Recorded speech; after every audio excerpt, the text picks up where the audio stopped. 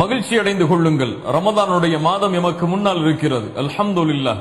முஃமின்கள் ரமதானுடைய மாதத்தை கண்ணியமான முறையில் வரவேற்பார்கள். என்ன கண்ணியமான முறை? அவர்கள் பாவங்களில் இருந்து விலகுவார்கள். அல்லாஹ்விடத்திலே தாங்கள் செய்த பாவங்களுக்காக மன்னிப்பை தேடுவார்கள். பாவங்கள் நன்மைகளை செய்வதற்கு மிகப்பெரிய தடையாக இருக்கும். நன்மையில் இருக்கக்கூடிய ஆர்வத்தை குறைத்துவிடும் பாவங்கள்.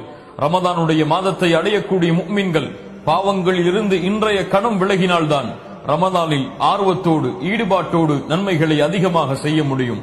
முஃமின்கள் எப்படி பாவங்களில் இருந்து விலகி அல்லாஹ்விடத்திலே தாங்கள் செய்த பாவங்களுக்காக மன்னிப்பை தேடி ரமதானை கண்ணியமான முறையில் வரவேற்பார்களோ அப்படி நாமும் வரவேற்போம். அல்லாஹ் ரப்புல் ஆலமீன் ரமதானுடைய மாதத்தை அடைந்து முழுமையான நோன்புகளையும் நோற்று அதன் முழுமையான கூலிகளை அடையக்கூடிய வாக்கியத்தை அல்லாஹ் ரப்புல் ஆலமீன் எனக்கும் உங்களுக்கும் உலகத்தில் வாழும் எல்லா முஸ்லிம்களுக்கும் அல்லாஹ் தந்தருள்வானாக.